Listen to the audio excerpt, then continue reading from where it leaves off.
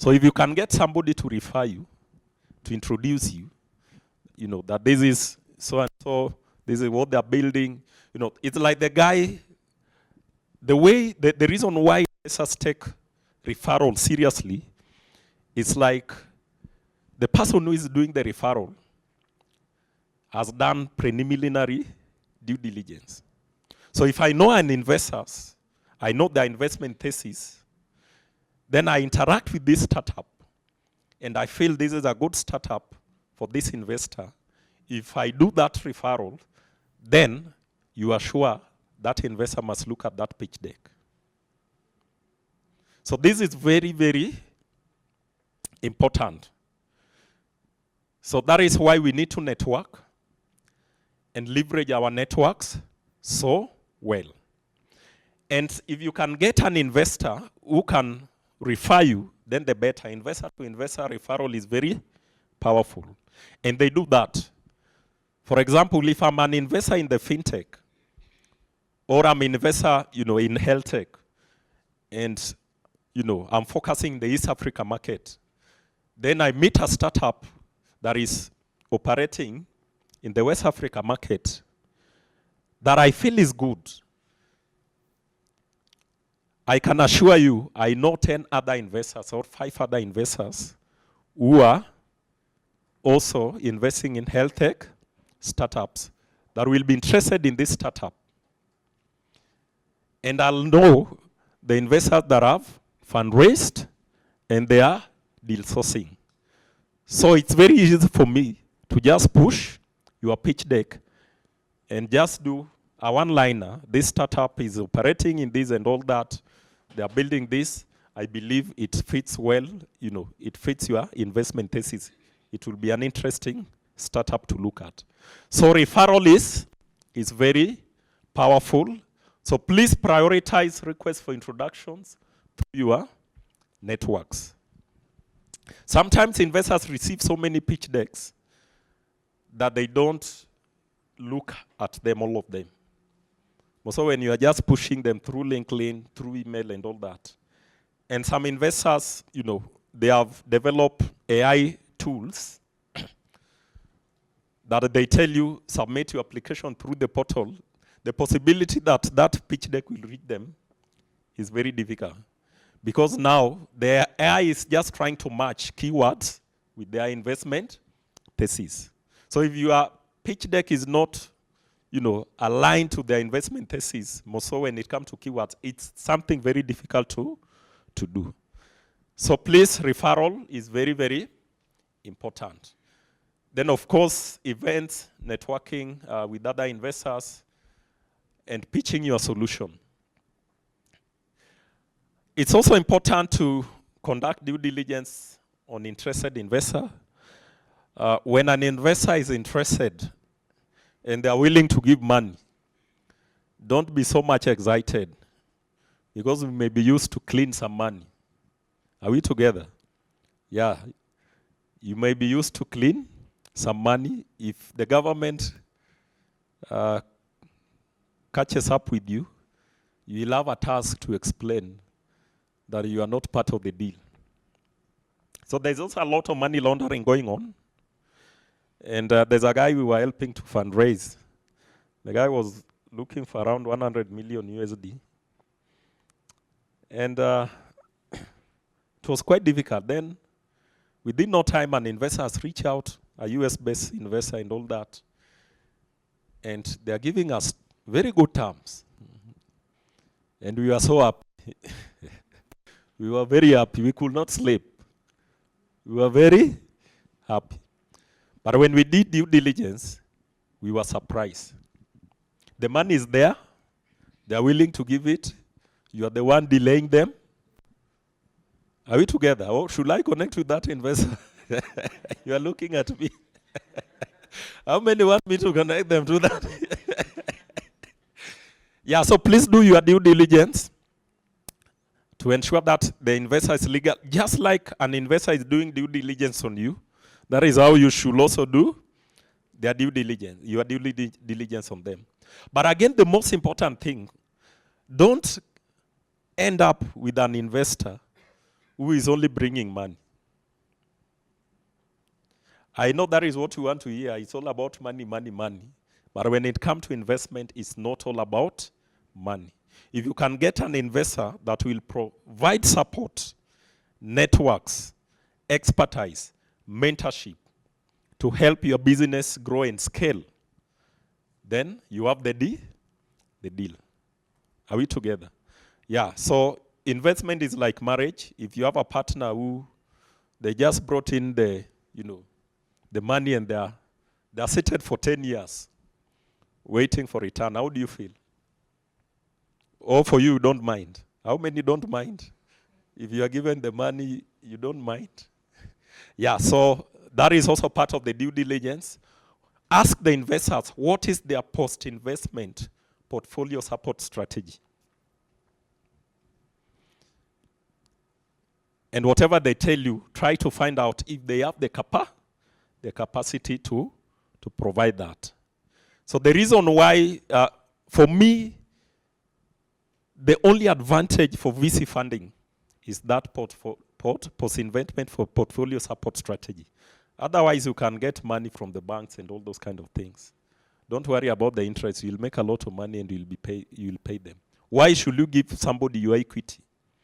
When a bank can give you money, you can negotiate for very good terms, whether it's a bank or any other organization, for debt financing, and you have your equity. So one of the value addition that the venture capital is bringing into the room is that support. Are we together? And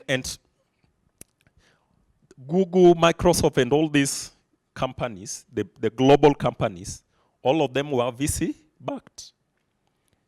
And I can assure you it was not only about the money. What has made these companies to grow to that is that support. Are we together? So don't miss on the most important aspect of venture capital, investing. Are we together? Yes. Yeah, then, yeah, share investment teasers and all that. Let's go on. The next slide. Yeah, so you will be called to pitch. Once, they have looked at some documentation and they feel this business seems good. So you'll be called to pitch. So at the pitching also, they really want to see is the founder. Does he understand the business?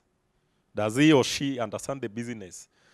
Do they have insights about the industry and the sector that some other people don't have? Are they passionate? Passion is very important. Are they willing to die for this thing? Are they willing to, leave every other thing? Can this thing make them not sleep? Is this the thing that is making them to be awake? Are they having a big vision? Do they have a good strategy and all those kind of things?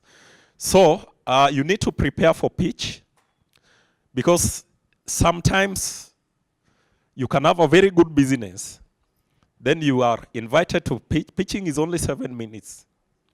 The 7 minutes can give you the funding or deny you the funding. So it's important to prepare for pitching. Prepare your team for investor pitches. Have an elevator pitch. And this elevator pitch, when you go to events, this is what is going to sell you. This is what is going to make an investor pick your business card or to give you their business card. And this is what is going to make an investor respond when you reach out through LinkedIn. Otherwise, if you say, I'm so-and-so, we met at the Enable, whatever, and all that, I'm the one who was doing this and this, they will not respond. But if you did a good elevator pitch and they saw the business, you sold the business well, then they'll be waiting for you to reach out. So this is very powerful. So it's important to decide on key talking points. Decide on what are the areas to talk about, because you have only 1 minute.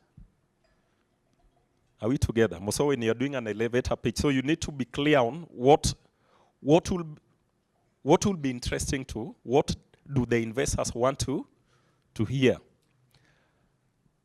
Identify potential questions and their responses. Investors will ask you a lot of questions. Very difficult questions, I can assure you. So it's important to preempt and have good responses to that. You can conduct dry run sessions to ensure there is consistent flow. One of the ways, if you know anybody who is working with venture capital firms, if you are friends and all that, please, you can do a dry run with them. Yeah, just call them. Let them not pretend. Let them be the investor and pitch to them. Then they can always guide you. Are we together? Yeah, we go on. Yeah, then we assuming you've gotten the funding. Life is good, eh? You've gotten the funding, so we go to deal negotiation. Once the investor is interested, they'll send to you what is called a term sheet. Don't just pick it like that, review it. There's always room to negotiate. Are we together? And when they are giving this term sheet, they also do it with the mind. They know that you'll negotiate. So please review. If it's not a very good offer, negotiate. At this point, you can always involve experts to help you with the negotiation and the execution of this.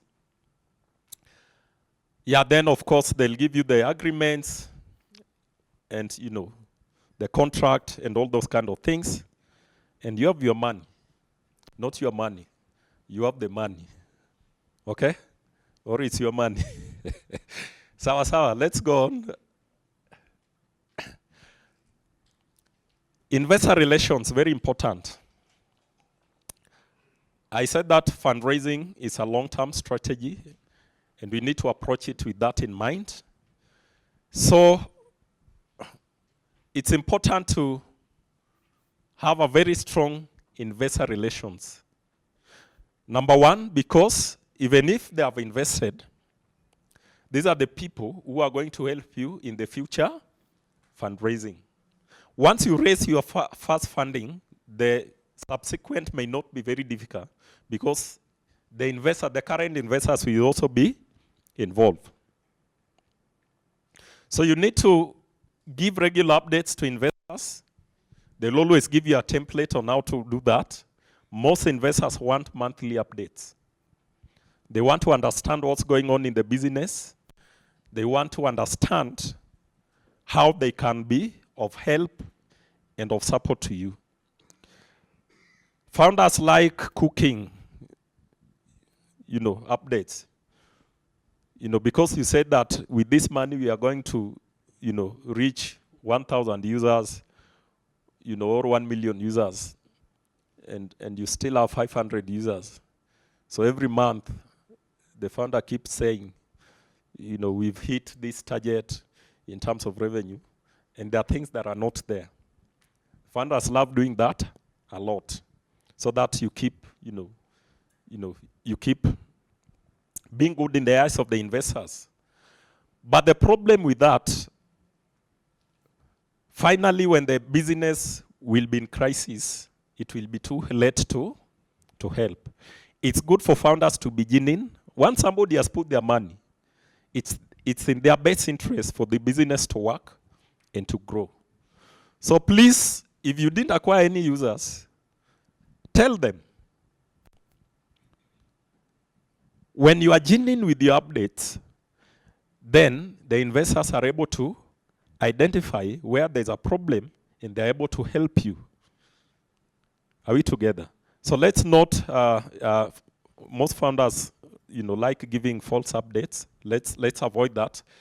Let's be as truthful as possible because that helps us to get help. Remember, investors are coming in as partners. They already have shares in the business. So it's in their best interest for the business to work. Be accessible. Please don't disappear once the money is there. Our investors are calling you, they are, writing emails, and they are, you are not there. Remember, these are the people who, when you are doing your next fundraising, any investor who wants to invest, they'll reach out to the current investors and ask them about. So if an investor, that guy, we gave him money and you write 10 emails, they don't respond. You call them, it's difficult. You have to force them to give updates. Do you think any other investor will give you money? No. But again, these are, make your investors so confident that when you are fundraising, they're the ones who are looking for investors on your behalf. Educational materials. Sometimes investors don't really understand your field. They don't really understand, your solution and all that. You are developing a sophisticated AI solution. The guys don't really understand, very complex AI things. So you want to keep, educating your investors so that they understand your field better. They understand the problem you are solving and your solution better. So that also helps them to be able to figure out who, the people in their networks that can be of help to you. And also how they can support you better. So keep educating your investors. It can be a monthly newsletter of what's going on in the space, and all those kind of things that really help. And also provides very good feedback mechanisms that investor can always identify areas for improvement, and give you very genuine feedback. Most investors are business people. They are people who have built businesses. They are people who have scaled businesses. They have business knowledge. So they are very handy and very important in terms of the support they're providing. Yeah, I think that should be the last slide if I'm not wrong. Yeah, so this is just a summary. Fundraising requires hard work and a winning strategy. If you don't have a winning strategy, the hard work may not give you very good results. But if you have a winning strategy and you don't put in the work, then it remains a strategy just on paper. Fundraising is not easy. I know there's always the notion that I have a very cool idea, and my solution is very cool. The moment I put it out there that I want investment, then investors will be looking for me. That is not the case. So you have to be willing to put in the work. Approach fundraising as a long-term engagement that runs throughout the business lifetime. That's why we are talking about investor relations is very important. Creating relationship. If you are fundraising in the next 1 year, you should have started talking to investors and becoming their buddies, and knowing them and all those kind of things. Then start from investor readiness. Please don't start engaging investors if you have not put your business in order. Yeah. Then, apart from capital, please don't just go for money. Also go for portfolio, support after investment. Very, very important. I can assure you the investors have the capacity and the network that is needed to support you. Then investor relations is very important. If you look at some of these, a number of startups are already having investor relations department. People just working, to ensure, they're the link with the investors and all those kind of things. I've seen a lot of startup registering in the Delaware. Then with a Kenyan entity, where the Delaware entity owns entirely the Delaware entity. Yeah, so investors can put their money in the Delaware entity that give them some kind of de-risking. Yeah, so that is what I've seen working, but it need a lot of expertise advice, more so, people in the tax, issues of tax and all that. Because what has been happening for a very long time is that you register in the Delaware, you are operating in Kenya, but KRA has become very wise. All of a sudden, the Kenya Revenue Authority, I was told that South Africa Revenue Authority has been the most effective in the entire of the continent, but Kenya has now surpassed them. Now Kenya has become, the number one lethal and, very effective tax authority. So KRA nowadays, whether you are registered in Delaware and all those kind of things, they're able to, come and prove that as much as you're registered in Delaware, you're operating in Kenya, and therefore you need to pay tax. And a number of startups and investors have ended up with double taxation, where you pay tax in Delaware and also pay tax fully in Kenya. And I think one of the areas they always, their arguments is you are registered in Delaware, but the entire team is in Kenya. All the key management, they are in Kenya and operating in Kenya. So that need expertise advice. The other question, if I forget very fast, the first question was about? Here we go. So bringing on investors that bring money versus bringing on investors that bring all of the other things, but not specifically capital. Yeah, it's quite difficult to separate the two. When you are looking for investors, actually all investors, they'll be putting in money. But in addition, they bring in the expertise, the networks, the mentorship, and all those kind of things. And the reason they do that is because they have put their money. So they need this business they really need this business to work and to scale. If you have an investor that will just bring in the expertise and all those kind of things, sometimes it's not very effective because there's a way people are attached to money. Yeah, so if they have not put in their investment in terms of money, then sometimes getting the commitment to provide support and all that becomes very difficult. So most of the time, actually all the time is the investor come in because there's funding need. But again, they come in with the expertise, like as a value addition and all that. Yeah, and that is the norm. And I like telling founders, please, if you just get money, you have a raw deal. The most important aspect is the network, the expertise, the support, the mentorship. These guys help you even in hiring, getting the right talents and all that. And they have wide, kind of networks, yeah. So just look for money. But again, as you choose your investors, look for people who have capacity and have very good programs and strategy to support their portfolio companies, yeah. And one of the ways to do investor due diligence, talk to the guys, some of the startup that they have invested in, hear their story, apart from the money. How was the experience, the entire journey? Apart from the money, how has that relationship been?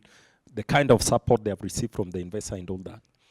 Yeah, and I think if you are doing fundraising and you have 3 investors who are interested, then it gives you a very good opportunity to do your due diligence and choose the best, yeah. Yeah. Uh-huh.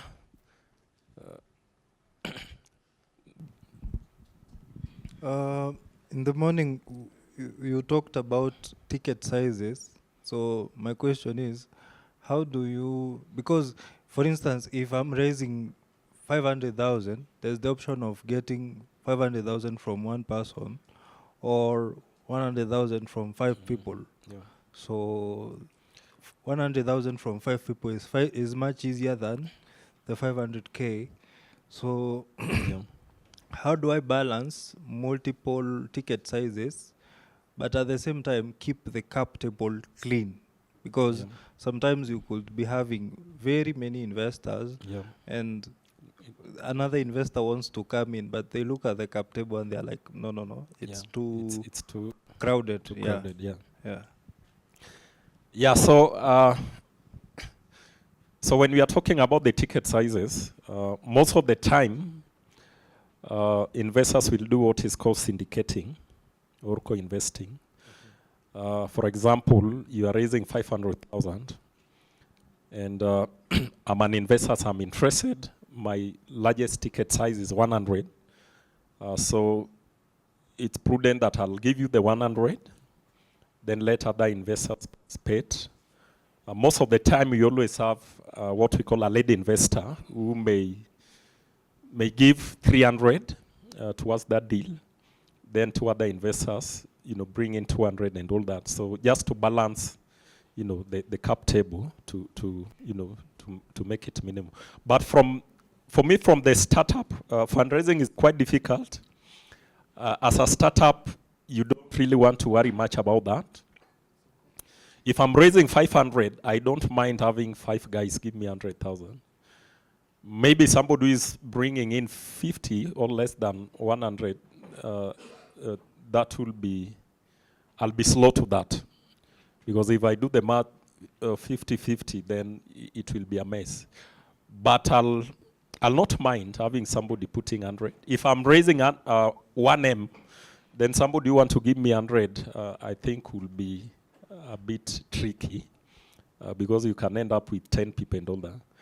But the fundraising landscape is becoming quite difficult, so sometimes you don't have much choice. But again, you can get a lead investor to lead that. They put in a bigger, amount of the investment, then, pull in other investors to participate. That helps you to keep the cap table clean. Yeah. Thank you.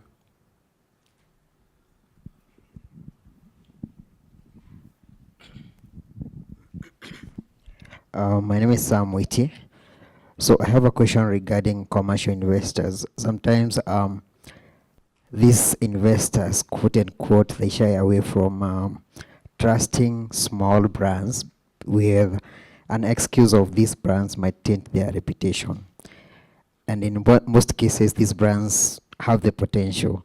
How do we navigate in such landscape? Yeah, so there are different types of commercial investors. Majorly, we have venture capital. Then we have private equity investors. Yeah, private equity investors are investors that they're looking for businesses that are already profitable, they have scaled, and maybe they want to scale further. They love traditional models of businesses. But again, we are seeing a trend where they're now really interested in VC-backable kind of businesses. Yeah, so if you approach a private equity firm, then you love that kind of experience. Because these are people who they're looking for businesses to scale. Yeah, really profitable, but they need to scale. But venture capital is all about, it's like betting. Yeah, and they really love very early stage, that they come in when you are a nobody, when nobody knows you. And that is why they really look at the problem. It has to be painful. They look at the solution. They look at the team and all those kind of things. So if you approach the right kind of investors who are venture capital, then they don't really have a problem. Actually some even come in before you do the registration. You have an MVP, it's working, you have some few people paying for it, it's a great thing.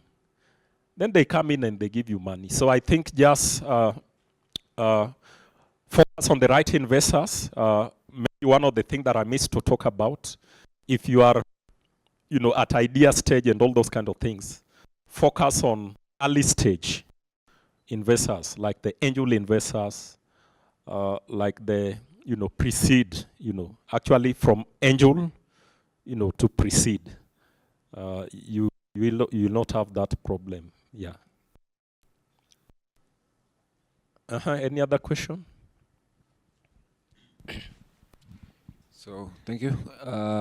You've been talking about revenue, then impact. Yeah. So my question is on how do you secure capital or funding for non-profits? Or how do you approach that kind of venture? So that's now on the grant side. You're talking about grant funding. Yeah, so I'm not better placed to answer that. Yeah, but I think I'm very focused on commercial venture capital. The people who are focused on grant funding. So one of the ways is to get an expert who can help you position yourself well, do a proposal, and approach some organizations. In the commercial funding also, of course, there are also grants. Organizations like MasterCard Foundation, I know recently they gave some people some good money, grant. Actually, we don't call it grant, we call them equity free. You know, equity free, we call it equity free funding, financing. So some people are laughing in the room. They are beneficiaries. So if you see somebody is smiling and happy, just go talk to them. They might be, yeah, so the investors who give equity free, more so for impact, startup that have, a lot of impact. I know some startup that are part of our portfolio companies that we've accelerated that receive funding from MasterCard, equity free. Mostly they are in the education edtech, providing inclusive edtech solutions and all those kind of things. Yeah, so there are also those opportunities. So as you are researching on investors, you can also look at investors. That thing almost made me run away. Yeah, you have to be safe. Yeah, so you can look for investors that are giving equity-free financing in your sectors. Yeah.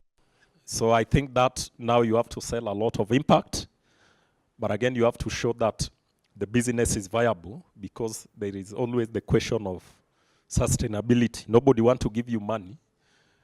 If your business must always depend on grant funding, to survive, then it's not a good business, or it's not a good solution. So there's the issue of sustainability, even when it comes to grant funding, is very key. Yeah.